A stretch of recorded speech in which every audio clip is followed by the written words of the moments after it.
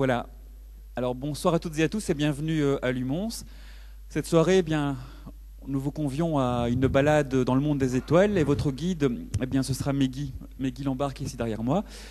Alors Meggy est étudiante en dernière année en sciences physiques ici à l'université. Et comment s'est-elle retrouvée sur l'estrade aujourd'hui? Eh bien en fait, il y a un peu plus d'un an, elle est venue nous rendre visite en nous disant, voilà, dans le cadre de mes études, je dois réaliser un travail et j'ai envie de développer un exposé de vulgarisation dans le domaine de l'astronomie. Alors finalement, on a ciblé à cette époque-là les étudiants de la fin du secondaire, et donc elle a travaillé une bonne partie de l'année régulièrement à ce projet, et qui aboutit en fait à une présentation de conférence lors du Printemps des Sciences devant quelques centaines d'étudiants de 5e et de 6e secondaire. Tout s'est bien passé, et comme on était très content du résultat, eh bien on lui a dit, si tu veux, on peut prolonger l'exercice, et si tu es d'accord, on peut intégrer ta conférence dans le cycle officiel du cercle d'astronomie, ce qu'elle a accepté avec enthousiasme. Et donc vous êtes là pour découvrir le résultat. Donc Meggy, je te souhaite la bienvenue ici, même si tu es chez toi. Et bon amusement à tout le monde. Merci.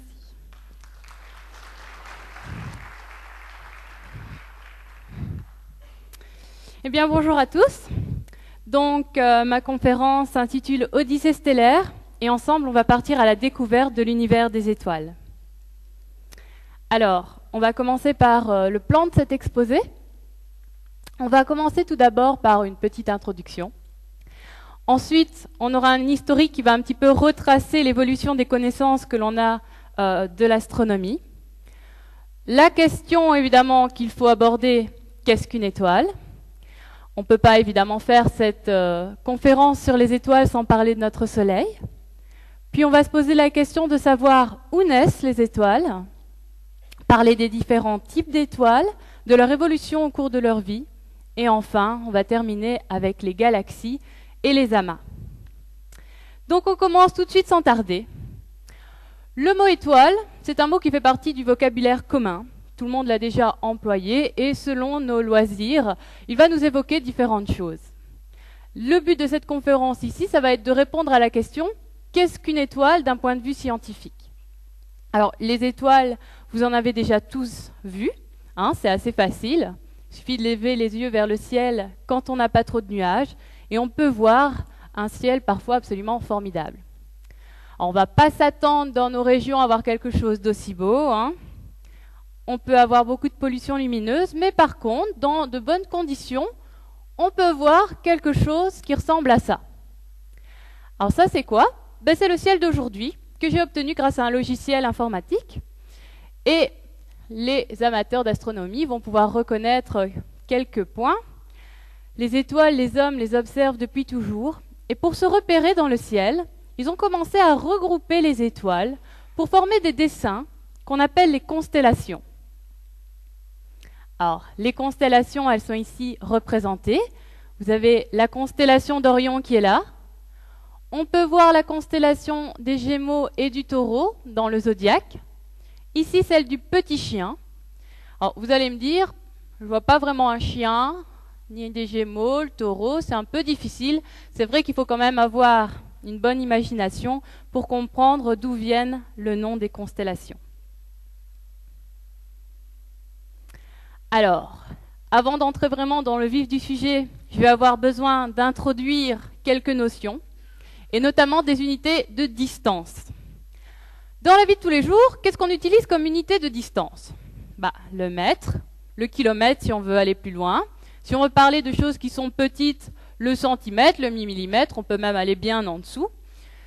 Dans l'univers, si je suis seulement avec ces unités-là à ma disposition, ça ne va pas se passer super bien. Pourquoi? Parce que les distances sont vraiment énormes.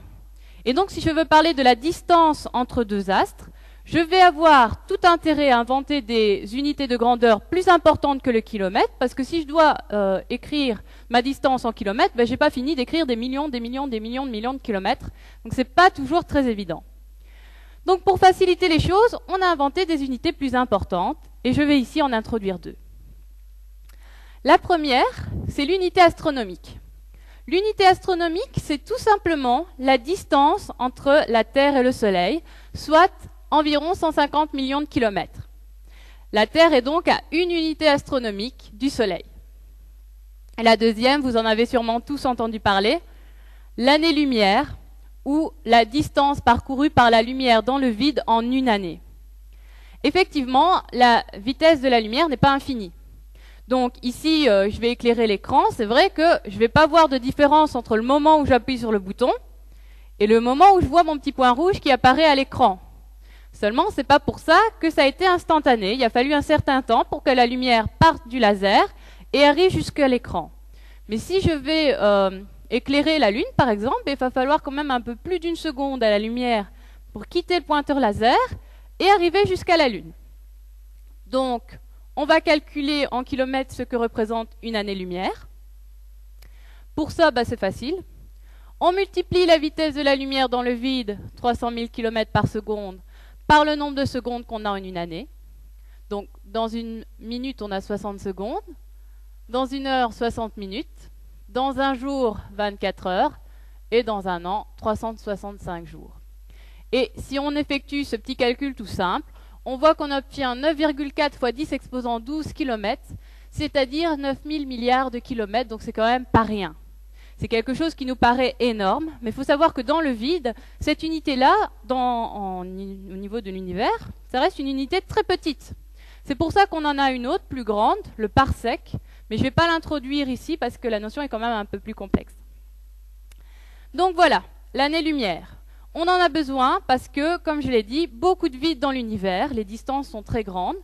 Pour donner un petit exemple, l'étoile qui est la plus proche du Soleil, c'est Proxima du Centaure. Elle est quand même située à 4,2 années-lumière de notre Soleil. Ça veut dire que la lumière, elle va quitter le Soleil, et bien il lui faudra 4 ans pour arriver jusqu'à Proxima du Centaure.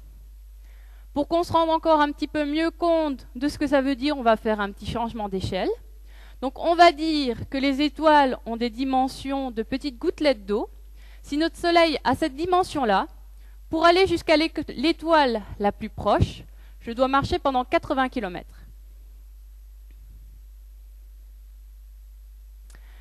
Alors rentrons dans l'historique et remercions ces gens qui nous ont permis d'en apprendre davantage. Et on va citer Aristote qui nous dit que le commencement de toutes les sciences, c'est l'étonnement de ce que les choses sont ce qu'elles sont. On commence par Ptolémée.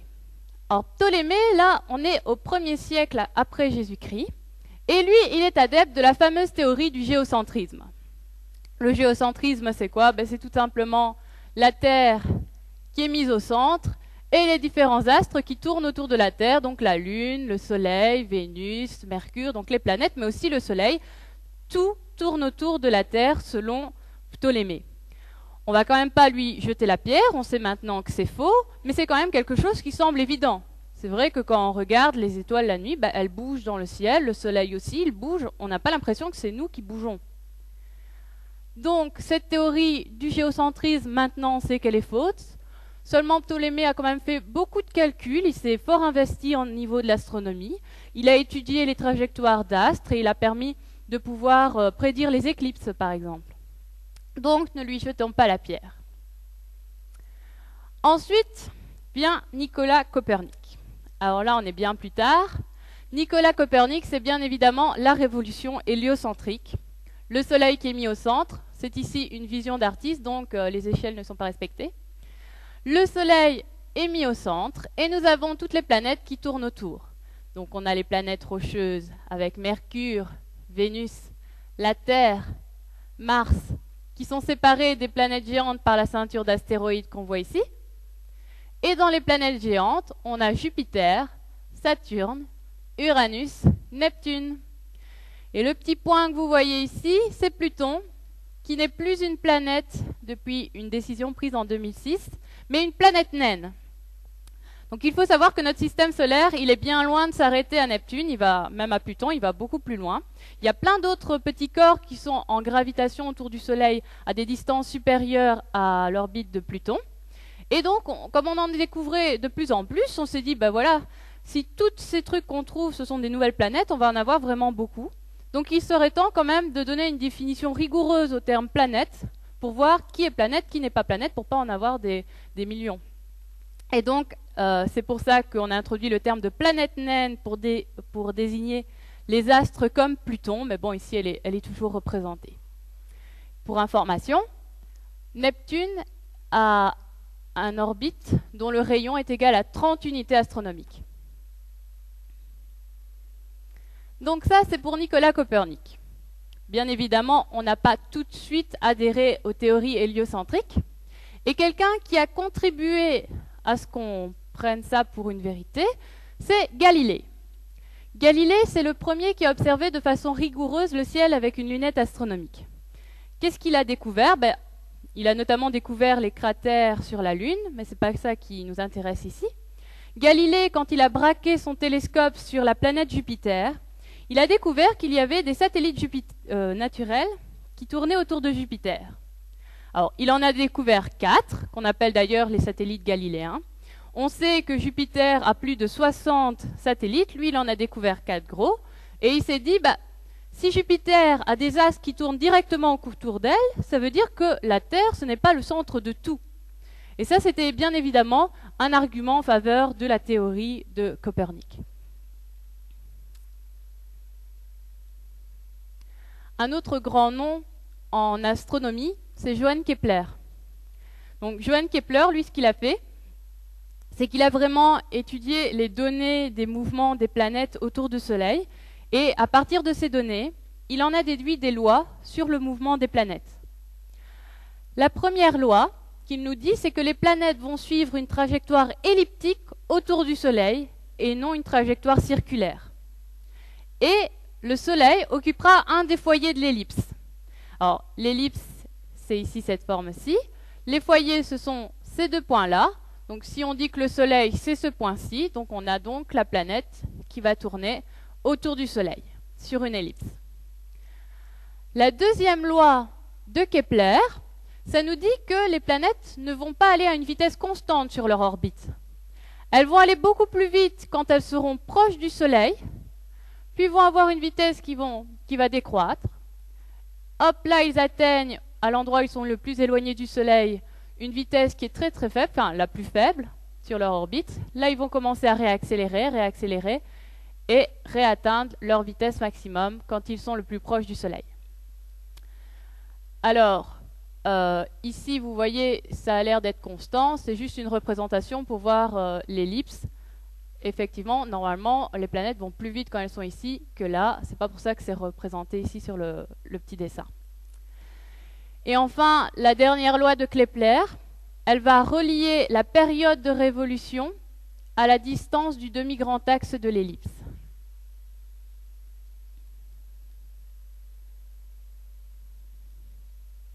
On va parler ensuite de Newton. Newton, lui, il a pu interpréter les données grâce à la force de gravitation. Donc avant, avec Kepler, on ne comprenait pas vraiment pourquoi c'était comme ça. Et là, Newton, il va énoncer la force de gravitation, la loi de la gravitation universelle, et ça va permettre de comprendre pourquoi les orbites sont celles qu'elles sont. Ça colle assez bien avec les données, donc ils sont bien contents. Et plus tard, on a même pu découvrir la planète Neptune grâce à la théorie de la gravitation. C'est-à-dire qu'on connaissait toutes les planètes jusqu'à Uranus, et il y avait ça collait super bien pour toutes les planètes sauf Uranus, la loi de la gravitation, sauf pour Uranus, où il y avait un petit décalage avec ce qui était attendu. Donc on s'est demandé pourquoi, et on s'est dit ce serait exactement comme s'il y avait un autre corps qui venait interagir avec la planète, un autre corps qui allait l'attirer et qui expliquerait le décalage qu'on voyait. On a braqué les télescopes dans la direction où aurait dû se trouver cet astre qui attirait Uranus, et c'est ainsi qu'on a découvert la planète Neptune. On va terminer avec Einstein. Einstein est la théorie de la relativité générale, où on voit l'espace-temps comme un espace-temps courbé par la matière. Donc pour se rendre compte de ça, on va imaginer un espace-temps qui aurait 2 dimensions, comme un drap. Si vous avez un drap et que vous venez poser une pomme sur ce drap, qu'est-ce qui va se passer? Le drap va se courber à l'endroit où vous avez mis la pomme, la masse. Eh bien, c'est ainsi qu'on représente les choses. La masse, la matière, va courber l'espace-temps, comme les étoiles vont courber l'espace-temps. Ça, c'est donc encore une révolution.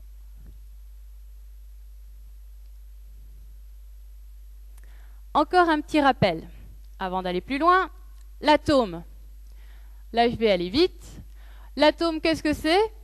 Un noyau autour duquel tournent des électrons. Les électrons, ce sont des entités électriquement négatives.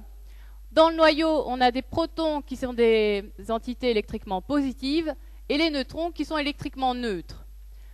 Les entités du noyau, les protons et les neutrons, on les appelle des nucléons. Ok.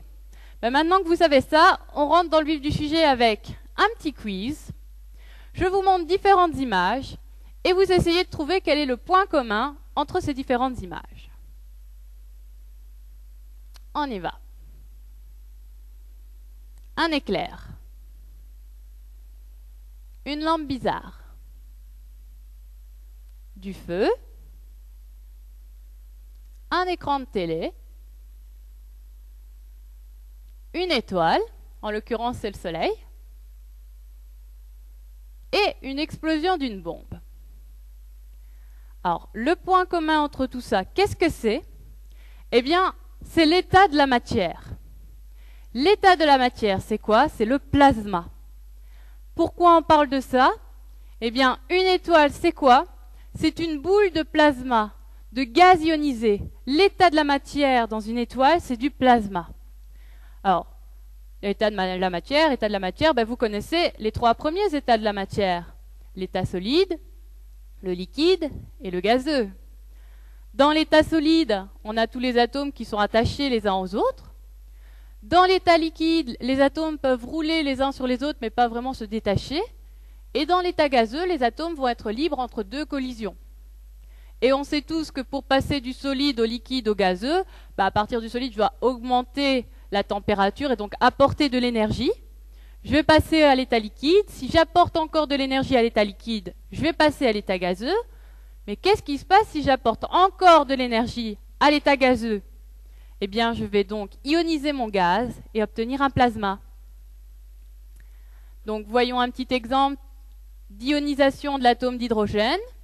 L'atome d'hydrogène, c'est l'atome le plus simple qui soit. Son noyau, c'est juste un proton. Et autour de lui tourne juste un électron. Qu'est-ce qui se passe si j'apporte de l'énergie à mon électron, suffisamment d'énergie? Eh bien, il va s'en aller en laissant le noyau tout seul. Il ne me reste que le proton et j'ai ionisé mon atome d'hydrogène. Donc les étoiles, ce sont des boules de plasma, de diamètre, de masse et de température variées. On voit ici un tableau dans lequel on voit qu'au niveau du rayon, ça peut varier de 10 000 km jusqu'à des rayons 1000 fois supérieurs à celui du Soleil. Pour qu'on ait un petit ordre de grandeur, les rayons de la planète Terre, c'est 6400 km. Donc vous voyez que ça, c'est pas beaucoup plus gros que la Terre. On varie aussi au niveau des masses, au niveau des températures. Les étoiles les plus rouges qui sont les plus froides et les étoiles les plus bleues les plus chaudes. C'est donc l'inverse des robinets dans la salle de bain. Vous voyez que le Soleil, il est à chaque fois compris entre ces deux extrémités. Notre Soleil est donc une étoile tout à fait moyenne. Voilà une représentation des différentes étoiles pour qu'on voit. Donc le Soleil a été représenté à l'écran par un seul pixel. Vous voyez qu'on a quand même des astres bien plus gros que lui, comme par exemple Rigel dans la constellation d'Orion, ou Bételgeuse, elle aussi dans la constellation d'Orion. Une étoile, c'est un astre qui génère son propre rayonnement. C'est donc totalement différent de la Lune. La Lune, si on la voit, c'est parce qu'elle agit comme un miroir. Elle va recevoir la lumière du Soleil et elle va la diffuser dans toutes les directions, et notamment dans la direction où est la Terre. C'est pour ça qu'on va la voir, la Lune, mais en aucun cas, c'est elle qui génère sa propre lumière. La Lune n'est donc pas une étoile. Eh bien, on s'est longtemps demandé comment les étoiles, d'où elles attiraient leur énergie, leur lumière. Alors on a d'abord pensé que ça pouvait éventuellement être des réactions chimiques, comme par exemple les explosions dynamiques. Mais ça ne marchait pas, ça n'expliquait pas la quantité d'énergie. Et puis on a trouvé la réponse. Dans le cœur de l'étoile qui est très chaud, il y a des réactions nucléaires de fusion qui se produisent, et c'est ça qui va donner cette énergie à l'étoile. Alors c'est quoi une réaction de fusion? Vous reconnaissez ici un tableau périodique. Alors, l'élément le plus simple qui soit, c'est évidemment le numéro 1, l'hydrogène. Ben, l'étoile, qu'est-ce qu'elle va faire? Elle va transformer l'élément le plus simple ici qu'elle possède, l'hydrogène. Elle va le transformer par la réaction de fusion en hélium, le deuxième plus simple. On passe du 1 au 2.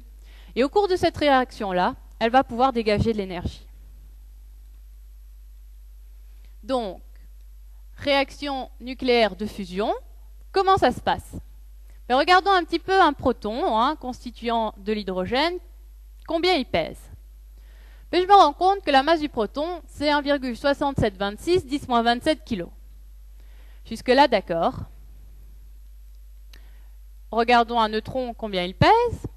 Un petit peu plus lourd. 1,6750 10-27 kg.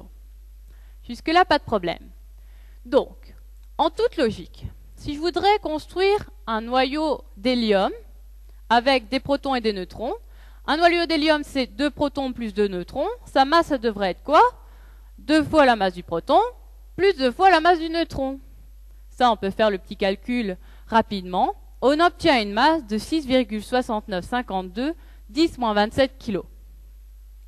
OK. Eh bien, voyons voir qu'est-ce que ça vaut au niveau de la masse, un noyau d'hélium. Quand je mets mes protons et mes neutrons ensemble pour former un noyau d'hélium, je me rends compte qu'il pèse 6,6647 10-27 kg. C'est donc différent de ce qu'on avait prévu. On a une différence de masse. Et c'est cette différence de masse qui va être transformée en énergie, via la fameuse relation d'Einstein, E égale mc carré. Donc pour calculer l'énergie libérée par la petite réaction qu'on vient de faire, on va remplacer dans la formule la masse par notre différence de masse calculée, multipliée par la vitesse de la lumière au carré, et on obtient 2,7 fois 10 exposant moins 12 joules. C'est vrai que ça peut paraître pas beaucoup, maintenant il faut se dire que dans le Soleil, il n'y a pas qu'une seule réaction qui se produit une fois tous les 15 ans. Donc il y en a vraiment beaucoup, c'est ça qui fait que le Soleil va perdre chaque seconde 5 millions de tonnes qu'il va transformer en énergie. Donc c'est vraiment beaucoup. Les étoiles transforment leur masse en énergie via des réactions de fusion. On voit ici que le noyau d'hélium, il est plus léger que les protons et les neutrons le constituant. Alors, on peut expliquer ça via ce petit graphique, bien aimé des physiciens. Donc, nous avons ici l'énergie de liaison par nucléon qui est représentée en fonction du nombre de nucléons que l'on a dans nos noyaux. La fusion, ça va être ce procédé par lequel on va prendre des noyaux qui sont ici légers et on va les rassembler pour obtenir des noyaux un petit peu plus lourds qui ont des énergies de liaison par nucléon plus importantes. Par ce phénomène, on va avoir un défaut de masse important qui va être transformé en énergie. La fission, ça c'est le cas de l'autre côté. On va prendre des noyaux qui sont plus lourds, qui se trouvent plutôt ici, comme par exemple l'uranium. On va les casser, et c'est en les cassant qu'on va arriver à des noyaux qui se trouvent plus ici, et c'est par ce phénomène-là qu'on va pouvoir obtenir de l'énergie. Fusion ici, et fission là. La fission, c'est ce qui se produit dans les centrales nucléaires. Alors, la fusion, on est actuellement en train de bien étudier le processus. On voudrait arriver à pouvoir produire de l'énergie via ce procédé, remplacer un petit peu les centrales nucléaires. Actuellement, on est toujours à l'heure de l'expérience. On a ici une photographie d'un tokamak, qui sont ces réacteurs nucléaires dans lesquels on fait les expériences au niveau de la fusion.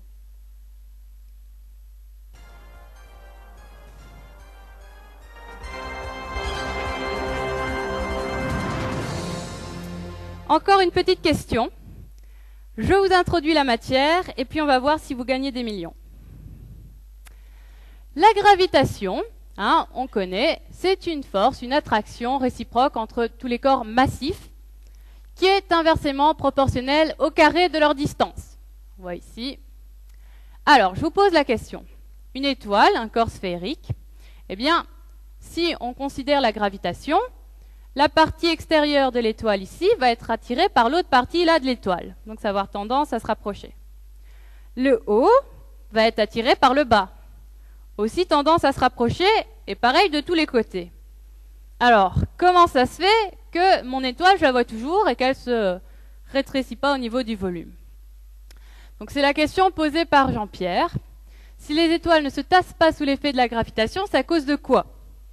Alors je ne sais pas ce que vous allez choisir, mais moi je choisirai la réponse D, à cause de la pression de radiation. Effectivement, c'est quoi la pression de radiation? Eh bien, c'est à peu près le même principe quand on achète un diffuseur de parfum. Quand vous le branchez, votre diffuseur de parfum, le but, c'est pas que l'odeur reste localisée tout près de la prise électrique, sinon ça sert à rien. Ce qui est intéressant, c'est que l'odeur aille dans toute la pièce. Eh bien, c'est ça qui se passe avec un gaz. Un gaz a tendance à prendre beaucoup de place. Et donc, notre pression de radiation, elle va compenser la gravitation. On va avoir la gravitation qui va avoir tendance à faire diminuer le volume de l'étoile, et la pression de radiation qui a tendance à vouloir faire que l'étoile prenne plus de place. Une étoile, c'est donc un lieu d'équilibre hydrostatique entre la gravitation et la pression de radiation. Comme je l'avais dit, je vais parler de notre Soleil. Notre Soleil, notre étoile, qui a été observé par les hommes depuis très longtemps, et dans beaucoup de civilisations, il a été déifié. Donc, dans la civilisation égyptienne, on avait le dieu Ra, ou Ré.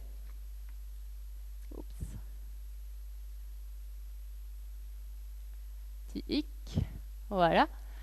Dans la mythologie hindoue, Surya, qui était tiré par un cheval à 7 têtes. La mythologie japonaise, c'était une déesse, Akhenaton, qui a aussi dans la civilisation égyptienne introduit le culte du disque solaire. C'était l'introduction du monothéisme en Égypte.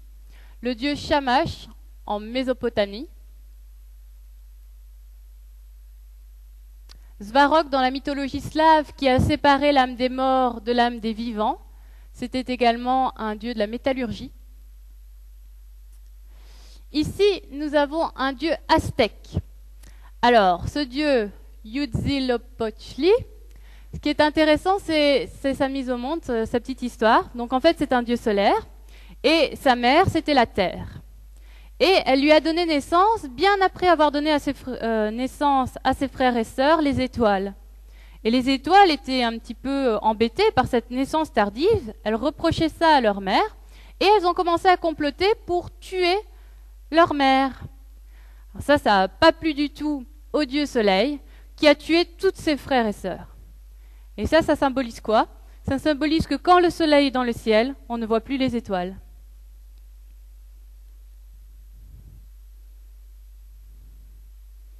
Le dieu Inti, dans la mythologie inca, qui était marié à la déesse de la lune et dont les larmes ont créé le Titicaca.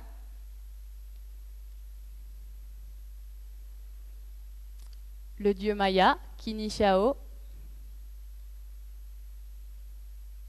Et enfin, la mythologie chinoise, où vous pouvez voir plusieurs soleils.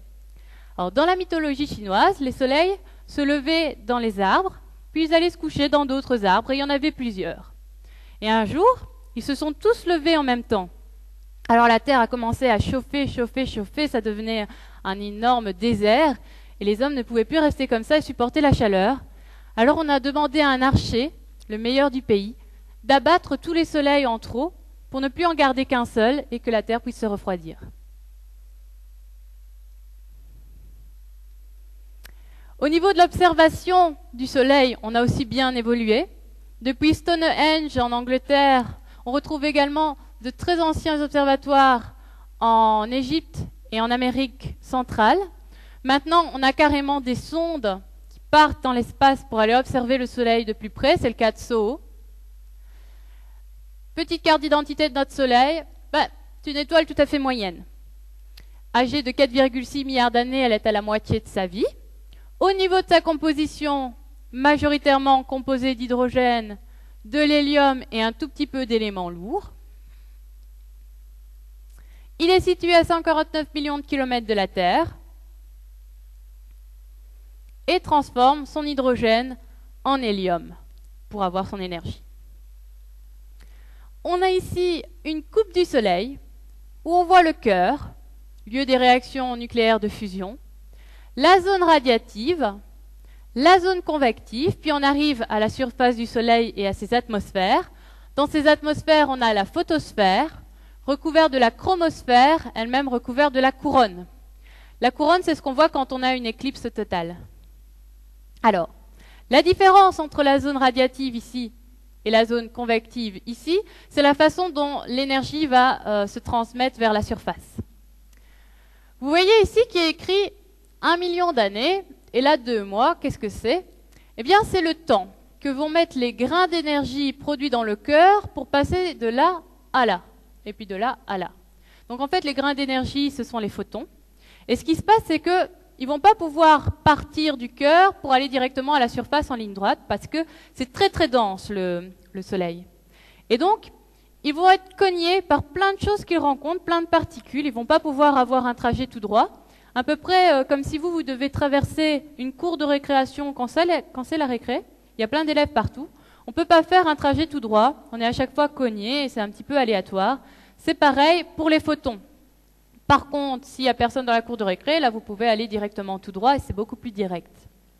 Donc il leur faut 1 million d'années pour faire ce trajet-ci, 2 mois pour faire ce trajet-ci, mais quand ils atteignent la surface pour aller jusqu'à la Terre, il leur faut que 8 minutes. Donc 8 minutes pour faire 150 millions de kilomètres et plus d'1 million d'années pour faire les 700 000 kilomètres de rayons solaires. Donc les photons qu'on reçoit maintenant, mais qui ont été produits au cœur du Soleil, ils ont été produits à peu près à l'âge des hommes de Néandertal. On voit ici le Soleil. Et vous voyez que ce n'est pas une boule toute jaune, toute gentille, comme on pourrait le croire. Il y a des filaments qu'on voit ici. On voit des zones aussi un peu plus jaunes qui sont au lieu d'une activité plus intense. Eh bien, regardons un petit peu le Soleil, zoomons sur lui pour voir qu'est-ce qu'on a. Alors, on zoome sur le Soleil et on voit tous des petits grains à la surface. Tous des petits grains comme ça, c'est le phénomène qu'on appelle de granulation. La granulation est donc liée à la photosphère. Et ça, ce sont des éruptions solaires. Le Soleil qui émet ça, donc c'est de la matière qu'il va éjecter dans la couronne. Cette matière-là, elle est beaucoup plus dense que la couronne environnante, mais plus froide aussi. Donc ici, on a dans la couronne une température qui peut avoisiner les 2 millions de degrés. Ça, c'est plus froid. Et regardez la taille de la Terre en comparaison. On est vraiment tout petit. Donc ici, on a une éruption solaire qui a été vue. Donc elle est ici. Vous voyez comme le Soleil va émettre. On va la revoir une fois. Elle est là. Et hop. Donc ici, c'est parce que l'image est coupée, sinon ça part plus loin. Et on va la voir sous un autre angle. Donc là, c'était vu presque de profil. Voyons voir ce que ça donne de face. Ça a été pris par 2 sondes stéréo de 2 angles différents. Et on voit ici cette énorme éruption solaire. On la revoit. Donc elle va apparaître ici. Voilà. Notre Soleil, c'est un musicien. Et celui qui a découvert ça, c'est Layton et ses assistants. Alors, on va vous faire écouter l'hymne du Soleil. Pourquoi le Soleil joue de la musique? Eh bien, parce qu'il subit un phénomène de vibration au niveau de sa surface. Donc, il y a des zones de la surface qui vont s'élever et des zones qui vont s'abaisser, et c'est périodique. Donc ici, on a représenté en rouge les zones qui s'élèvent, en bleu, les zones qui vont s'abaisser. Et notre Soleil va donc jouer de la musique. Je vais vous faire écouter la musique du Soleil.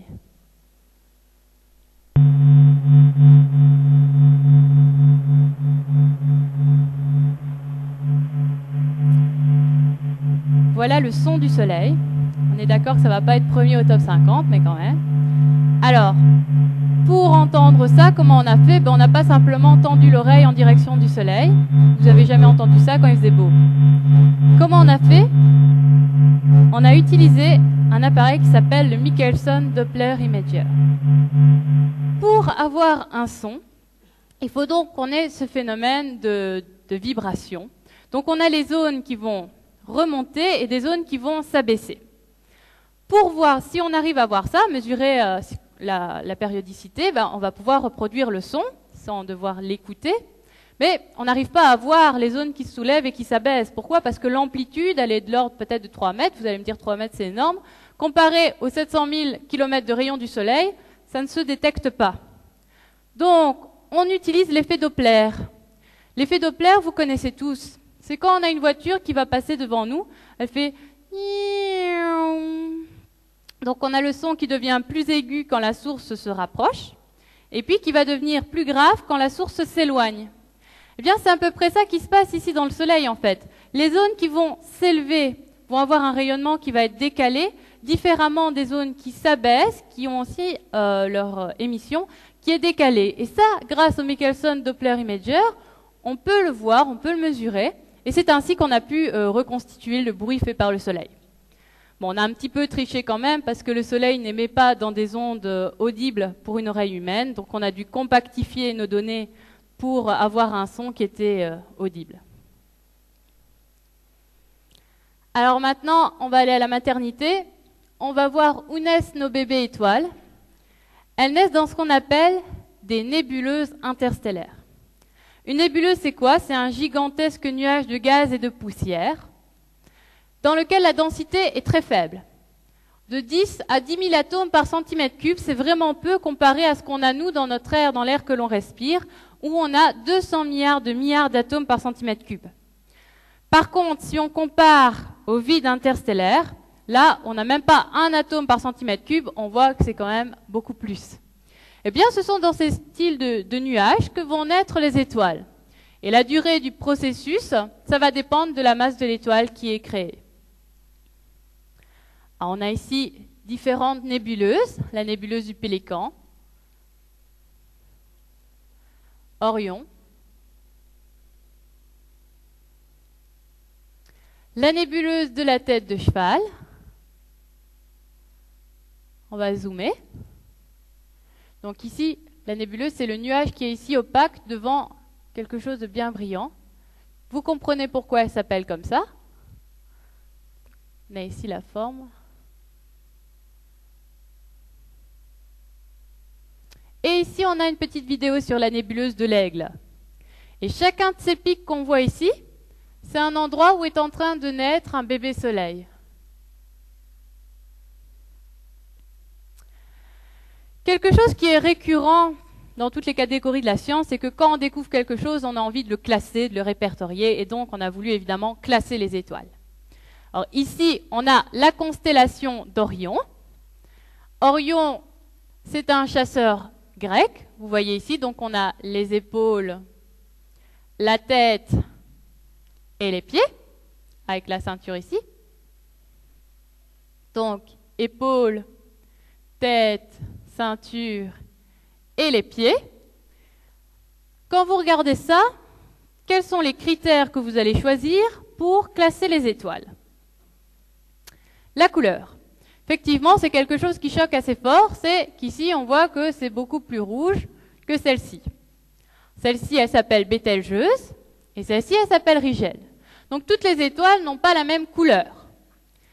Quelque chose d'autre qui va jouer au niveau du critère, c'est qu'il y en a qu'on voit plus brillantes que d'autres. Donc la luminosité va bien sûr jouer. Donc il faut bien faire attention de ne pas se tromper. Il y a des étoiles qu'on voit plus brillantes, c'est pas forcément parce qu'elles sont plus grosses que les autres. C'est peut-être parce qu'elles sont plus près. Notre Soleil, quand on le voit, on a l'impression qu'il est beaucoup plus gros que tous les points brillants qu'on peut voir pendant la nuit.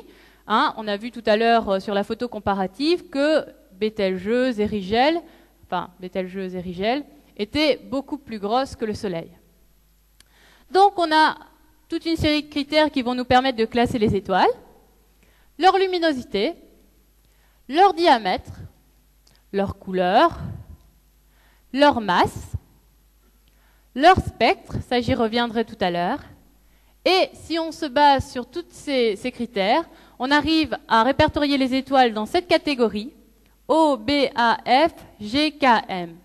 Et pour retenir ces catégories-là, les scientifiques ont inventé une petite phrase. Oh, be a fine girl, kiss me.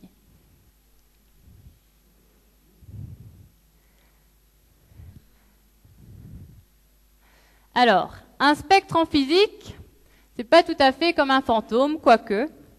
Pour la petite histoire, Newton, la première fois qu'il a fait l'expérience de dispersion de la lumière, donc il faisait passer un fin rayon lumineux de lumière visible à travers un prisme, et il a vu toutes les couleurs de l'arc-en-ciel qui apparaissaient, et il a décrit ça comme si c'était un spectre qui apparaissait comme un fantôme. Donc il y a peut-être quand même un rapport entre les spectres physiques et les fantômes, mais quoique pour moi ça me ferait plus peur un spectre physique qu'un fantôme, tellement c'est compliqué. Alors accrochez-vous. Les étoiles, elles émettent des ondes électromagnétiques. Une onde, c'est donc un phénomène, une propagation d'une perturbation. On en a ici représenté, et ces ondes, elles vont avoir à chaque fois un pic. Ici, donc vous voyez, il y a plusieurs pics. Et la distance entre deux pics consécutifs s'appelle la longueur d'onde. Alors, plus les pics sont rapprochés, plus l'onde est énergétique. Celle-là, elle est plus énergétique que celle-là, et que celle-là, qui est la moins énergétique, puisqu'on a une longueur d'onde plus importante. Les ondes électromagnétiques, tout le spectre électromagnétique, eh bien, il est là. Donc, on a des ondes qui ont des longueurs d'onde très importantes, comme le kilomètre, ça, ce sont les ondes radio. Plus on va diminuer au niveau de la longueur d'onde, qui est ici représentée en dessous, plus on va devenir énergétique.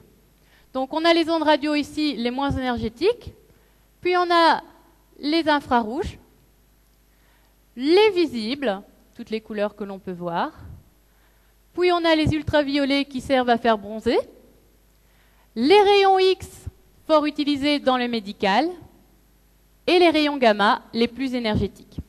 Et on voit quand même que, au niveau de ce que nous, on peut voir du spectre électromagnétique, on ne balaye que 300 nanomètres. Donc un nanomètre, c'est 10-9 mètres. On ne balaye que 300 nanomètres comparé à une échelle qui va de 0,01 jusqu'à plus qu'un kilomètre.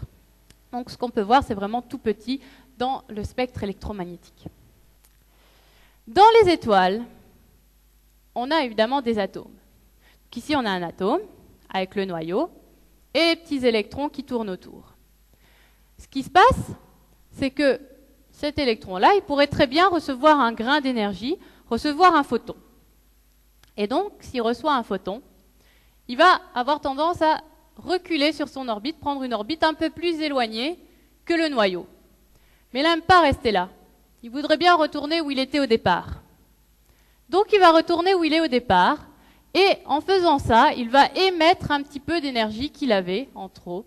Il va l'émettre sous une onde, et cette onde, on va la collecter, et on va pouvoir calculer sa longueur d'onde. Ce qu'on va faire alors, c'est classer, donc on va répertorier toutes les ondes quand on va regarder notre étoile, on va recevoir les ondes, les classer, faire un graphique avec leur longueur d'onde représentée ici, et leur intensité représentée sur notre autre axe. On obtient quelque chose qui ressemble à ça. Alors ça, c'est le spectre d'émission du Soleil, seulement entre 300 et 301 nanomètres. Donc vous voyez que sur 1 nanomètre, j'ai vraiment beaucoup de pics. Et tous ces pics, ils vont être analysés en spectroscopie. Donc les scientifiques vont par exemple dire, ben voilà, ce pic-là, il correspond au carbone, ce pic-là, il correspond au tungstène, et ça, c'est une analyse donc spectroscopique. Ne nous laissons pas abuser par les images. Cette photo-ci, ça peut avoir tendance à représenter quelque chose d'astro. C'est le symbole de Mozilla Firefox. Petit tableau récapitulatif avec les différents types des étoiles. On voit ici qu'on passe du OOM, d'étoiles chaudes, vers des étoiles plus froides. Notre Soleil, c'est une étoile jaune, G. Quelque chose qu'on veut faire maintenant, c'est représenter en graphique la brillance des étoiles en fonction de leur température. Température égale couleur. Et on se dit qu'on devrait avoir quelque chose d'assez aléatoire, donc aussi bien avoir des étoiles sombres chaudes que des étoiles chaudes et très brillantes, des froides pas brillantes et des froides brillantes. Pourquoi pas? Mais voyons ce que ça donne. On remarque quand on place nos étoiles sur le graphique que les étoiles sont bien loin de se mettre un petit peu partout aléatoirement. Au contraire, elles vont venir se mettre beaucoup dans cet ensemble-là qu'on appelle la séquence principale. Vous retrouvez d'ailleurs notre Soleil. En dessous, on aura quelques étoiles qui sont les étoiles naines. Et au-dessus, on aura les grosses étoiles, les supergéantes. D'un point de vue un peu plus scientifique, ça donne quelque chose comme ça. Ce type de graphique, ça s'appelle un diagramme d'Esprung-Russell. On voit donc ici la séquence principale dans laquelle se trouve notre Soleil. Donc vous voyez, Soleil c'est un G. Ici, on a les étoiles naines, les géantes et les supergéantes qui sont dessus. Passons maintenant un petit peu à l'étude de la vie des étoiles. Donc, les étoiles, elles vont avoir une vie qui va être déterminée par leur masse et leur diamètre va varier au cours de leur évolution. Voyons un petit peu ce que ça donne.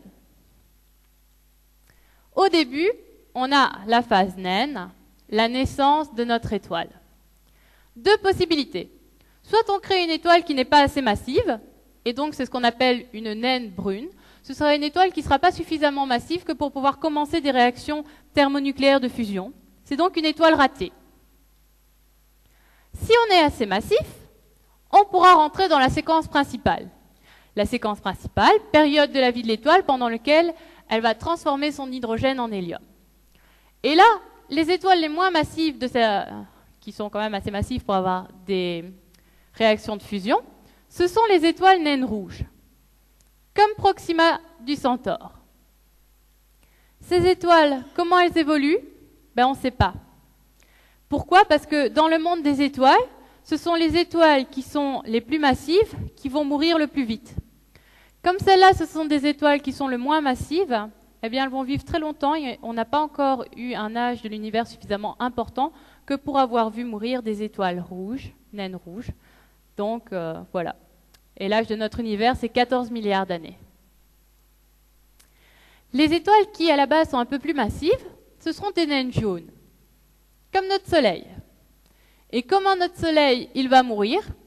Eh bien, il va commencer par se transformer en géante rouge. Vous voyez ici le diamètre qu'il a actuellement comparé au diamètre qu'il aura quand il sera une géante rouge. Et ensuite, mourra en laissant une nébuleuse planétaire, donc nuage de gaz, et une naine blanche. Et la naine blanche, elle va refroidir pour devenir une naine noire. Si on est plus massif encore, on pourra devenir une supergéante rouge, comme Bételgeuse dans Orion. Bételgeuse, ici, elle est représentée par rapport à l'échelle de notre système solaire. Vous voyez qu'elle a un rayon de l'ordre du rayon de la planète Saturne, c'est-à-dire 10 unités astronomiques. Et plus une étoile est massive, plus elle va avoir, elle pourra avoir une mort plus explosive, c'est-à-dire une supernova. Gigantesque explosion dans l'espace, pendant laquelle le phénomène est plus lumineux que plusieurs milliards d'étoiles ensemble. La supernova sera accompagnée d'une nébuleuse. Et les étoiles qui sont encore plus massives au début seront des géantes bleues. Les géantes bleues, comme Rigel dans Orion, vont également mourir en supernova. Et après avoir eu une supernova, qu'est-ce que je peux avoir? Eh bien, j'aurai soit une étoile à neutrons, ça ce sont les moins massifs qui donneront une étoile à neutrons, majoritairement évidemment composée de neutrons. Une étoile à neutrons, c'est une étoile qui tourne très très vite sur elle-même, surtout elle va tourner très très vite au début, puis un petit peu moins vite, et elle va émettre un pulse. Un pulse qu'on va pouvoir recevoir. Donc on voit ici, ça agit un petit peu comme un gyrophare, sauf que ce n'est pas dans le visible. Et donc, chaque fois qu'on va avoir le flash dans la direction de la Terre, on va pouvoir le capter et on va pouvoir déterminer la période de rotation de cette étoile à neutrons. Et si on est encore plus massif au départ, on sera ce qu'on appelle un trou noir, dont on voit ici une représentation d'artiste, mais ça je vais y revenir juste après. Revenons sur le cas qui nous intéresse le plus, notre Soleil, sa phase bébé, puis la phase naine jaune, le Soleil qui meurt en se transformant en une géante rouge d'abord, et puis laissant une nébuleuse planétaire et une naine blanche. Voici ce qui va nous arriver quand le Soleil va se transformer en géante rouge. On voit qu'il grossit. Il va venir prendre en lui Mercure et Vénus. comme il va avoir un diamètre égal à une unité astronomique, il va aller jusqu'à notre planète.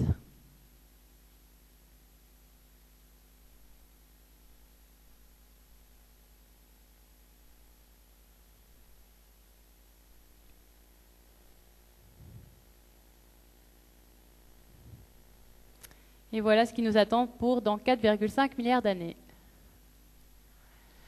Voici des nébuleuses planétaires. Alors ici, on a la nébuleuse de l'œil de chat. Je ne vais pas dire le nom de toutes les nébuleuses qu'on voit ici, parce qu'elles n'ont pas toutes un nom aussi poétique. Hein. Il y en a, elles s'appellent NGC 1980, donc ce n'est pas très joli. Alors, ces nébuleuses, donc nuages de gaz et de poussière, on les appelle des nébuleuses planétaires. Pas parce qu'il y a des planètes, c'est simplement parce qu'au départ, quand on commençait à les observer avec un télescope, on n'avait pas une super bonne résolution, et ça ressemblait à ce qu'on voyait quand on observait une planète.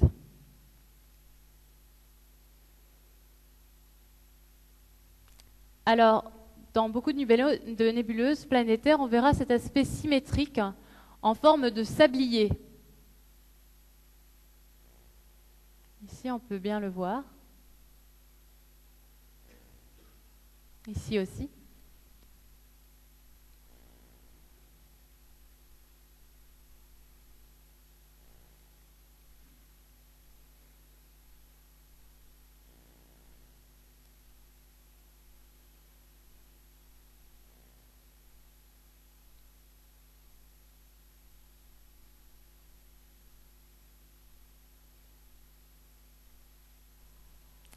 Les supernovas.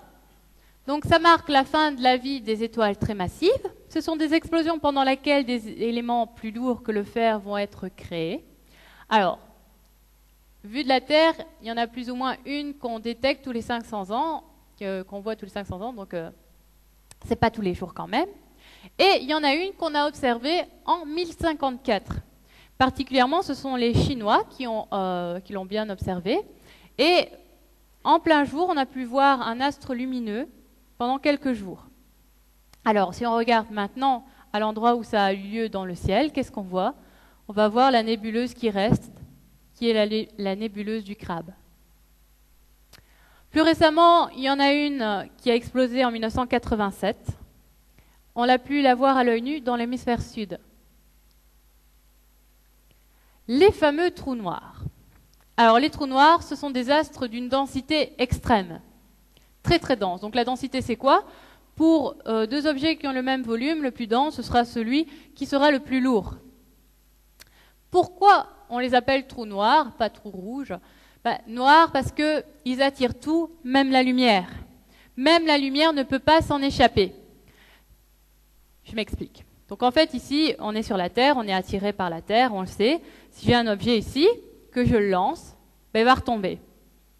Si je le lance avec une vitesse un peu plus importante, il va aller un peu plus haut, mais il finira quand même par retomber. Il est attiré par la Terre. Et pour pas qu'il retombe, je dois l'envoyer avec une vitesse de 11 km par seconde. C'est la vitesse de libération de la Terre, c'est lié à l'attraction de la Terre, et là, il ne retombera pas. Eh bien, ce qui se passe avec les trous noirs, c'est que je peux envoyer quelque chose avec la vitesse la plus importante qui existe, la vitesse de la lumière, on ne peut pas aller au-dessus. Si j'envoie cet objet avec la vitesse de la lumière, il retombera quand même, tellement l'attraction est importante. Et donc même la lumière ne peut pas s'en échapper. Comme la lumière ne peut pas s'en échapper, ils sont noirs, des trous noirs. D'un point de vue physico-mathématique, on va les appeler des singularités de l'espace-temps. Pourquoi? On se souvient de la vision d'Einstein avec notre espace-temps qui est courbé par la matière. On voit ici des étoiles. Elles courbent l'espace-temps.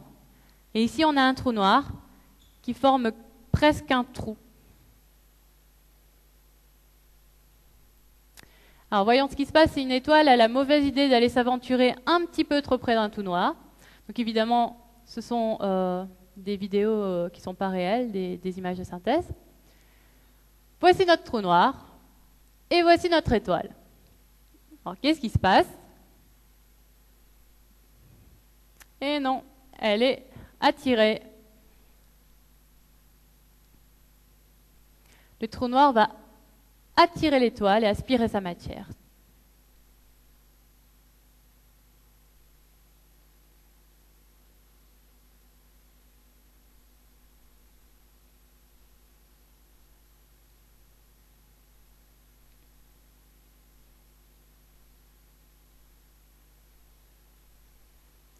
Alors, où nous trouvons-nous dans l'univers? Eh bien, on est dans une galaxie. Une galaxie, c'est un ensemble de plein d'étoiles. Les étoiles, elles ne restent pas toutes seules. Hein, elles aiment bien se rassembler. Elles se rassemblent dans des gros ensembles d'étoiles qu'on appelle les galaxies. La nôtre, elle s'appelle galaxie avec un G majuscule. C'est différent de la Voie lactée. La Voie lactée, c'est la vision qu'on a de notre galaxie depuis la Terre. Notre galaxie, elle se compose entre 200 et 300 milliards d'étoiles. Et le nombre de galaxies, il est estimé à 10 exposant 9 milliards, mais on a quand même une grande incertitude sur ce nombre. Voici la Voie lactée, donc qu'on voit évidemment depuis la Terre. Ici en Belgique, la Voie lactée, on la voit en été, mais pas super bien parce qu'à cause de la pollution lumineuse, ce n'est pas quelque chose qui est super lumineux, donc on ne la voit pas super bien comme ça. Hein. Notre galaxie, elle a une forme de spirale. Notre Soleil, il n'est pas situé au centre, il est plutôt ici sur un bras. Elle a des dimensions de 75 000 années-lumière de diamètre. Ça veut dire que si je me mets ici avec mon pointeur laser et que j'éclaire jusque-là, il faut 75 000 ans à la lumière pour parcourir toute la distance. On n'a pas les mêmes étoiles qui sont situées en banlieue ou bien au centre.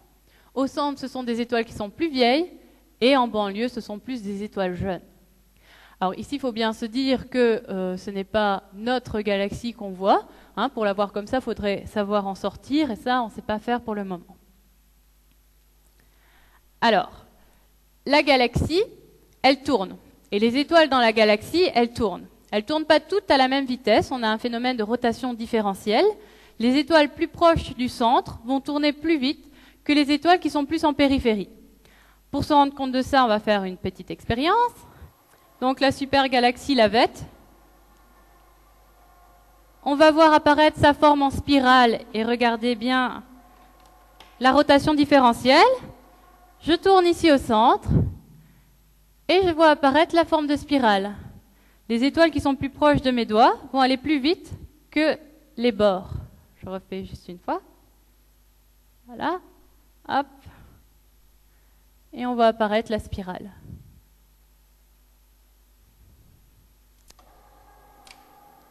Donc notre Soleil, il fait un tour en 230 millions d'années. La dernière fois qu'on a fait un tour, c'était le début de l'époque des dinosaures, c'était le Trias. Alors, des galaxies, il en existe de différentes formes, hein, les spirales barrées, les elliptiques ou bien les galaxies en anneaux. On a ici une galaxie en spirale, c'est la galaxie d'Andromède, notre proche voisine, avec ici, elle a des petites galaxies satellites. Encore une galaxie en spirale,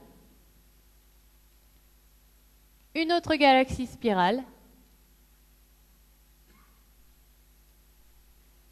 encore une galaxie spirale. Ici, c'est une galaxie, c'est la Voie lactée en fait. Donc, c'est notre galaxie vue sur la tranche, hein, avec ici le noyau qui est là.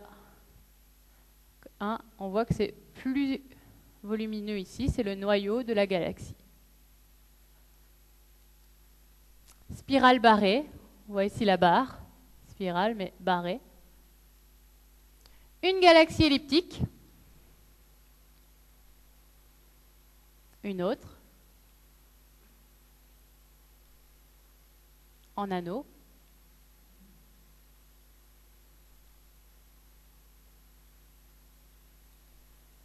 alors, tout à l'heure, on a estimé le nombre de galaxies à 10 exposant 9.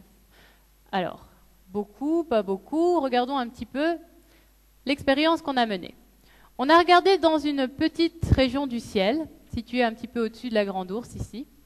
On a braqué les télescopes sur cette région et on a vu qu'est-ce qu'on obtenait comme cliché. Donc la région du ciel qu'on a observée, ça correspond à un bouton de chemise qu'on tiendrait à 25 mètres de nous. Donc c'est vraiment tout petit. Et qu'est-ce qu'on obtient comme cliché? Ceci. Et sur ce cliché, on voit plus de 1000 galaxies. Sur une toute petite portion du ciel, un bouton de chemise tenu à 25 mètres de nous. Plus de 1000 galaxies, donc c'est vraiment beaucoup. On a refait l'expérience, donc ça c'était dans l'hémisphère nord, on a refait l'expérience dans l'hémisphère sud, et on a trouvé des résultats qui sont semblables, donc on peut penser qu'il y a vraiment beaucoup de galaxies partout autour de nous. Et les galaxies, il arrive qu'elles ont des accidents, des collisions de galaxies. Donc ici, on a deux galaxies qui sont en train de rentrer en collision. Pourquoi? Parce que les galaxies, elles sont attirées l'une par l'autre par la force de gravitation. Alors, c'est un phénomène, la collision de galaxies, qui prend très très longtemps. Nous, on en a pour preuve des clichés, des instants volés de ces rencontres galactiques. C'est véritablement un ballet cosmique ayant la gravitation pour chorégraphe.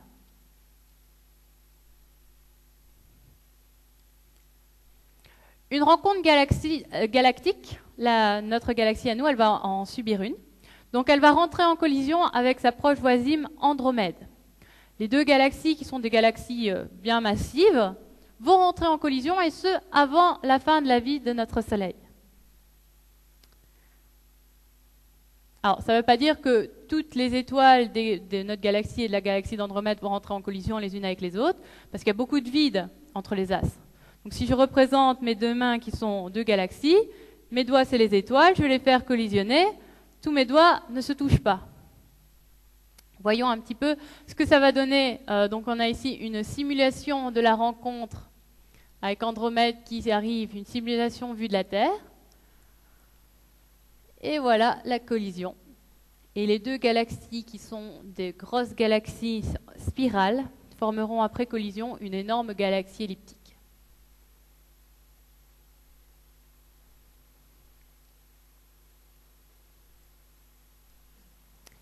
Les galaxies se regroupent elles-mêmes en amas de galaxies. Donc, si on veut se représenter les choses, l'univers, ce serait un océan. Les îles, ce sont les galaxies. Et les archipels, ce sont les amas de galaxies. Nous, on est ici, dans le groupe local, qui est dans l'amas de la Vierge. Et tous ces ensembles rouges que vous voyez, ce sont des endroits où beaucoup de galaxies aiment à se rassembler. Si on regarde encore de plus loin, on voit que les amas aiment aussi se rassembler en ce qu'on appelle des superamas. Et qu'est-ce qu'on voit apparaître? On voit apparaître une structure en filament. La structure filamentaire qui serait, on le pense, la forme ultime de notre univers. On peut le voir aussi sur cette représentation. Alors, on a fait des expériences avec ordinateur, on a simulé des particules qui ne seraient attirées les unes par les autres que par la force de gravitation. Et on obtient comme résultat qu'elles arriveraient à l'équilibre en prenant une forme en filament. Donc on pense que ça pourrait être la forme ultime de notre univers. Me prononcer sur la fin de l'univers, ça, je ne vais pas le faire. Par contre, ce que je peux vous dire, c'est que mon exposé, à lui, il va toucher à sa fin. Merci.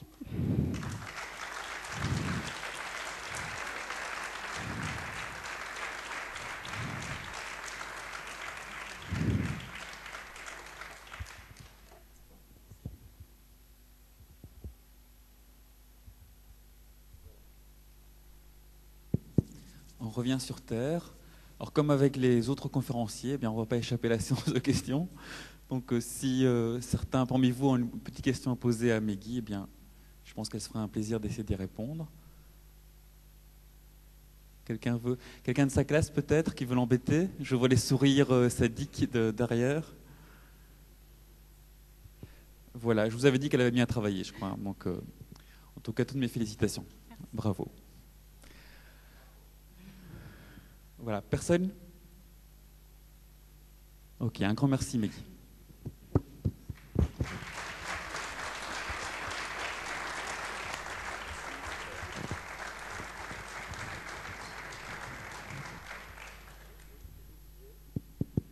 La prochaine conférence, c'est celle de notre ami Claude qui est d'ici. J'ai plus la date, c'est dans une semaine ou deux. Je vais te passer la parole, comme ça tu vas peut-être dire un mot de ce dont tu vas parler, improvisation totale. C'est un traquenard. Oui, bah, la date, je crois que c'est le 16 décembre, c'est possible ça? Oui, ça doit être quelque chose comme ça. Bon, ben pour tous les courageux qui oseront venir dans 15 jours, on va donc parler, enfin je vais vous parler de la relativité restreinte et je vais essayer de vous faire comprendre un peu tous les mystères qui sont associés à cette théorie. Dilatation du temps, contraction des longueurs, paradoxe des jumeaux de Langevin. Et on terminera par E égale mc carré, essayer de comprendre d'où vient cette formule et qu'est-ce qu'elle veut dire. Alors, je vais essayer d'être le plus clair possible, le plus pédagogique possible. Évidemment, c'est une matière un peu plus difficile, disons, donc il y aura de moins belles images et quelques formules, mais bon, je crois que ça doit être possible. Enfin, on va essayer en tout cas, vous me direz après ce que vous en penserez. Merci, bonne soirée à toutes et à tous. À bientôt.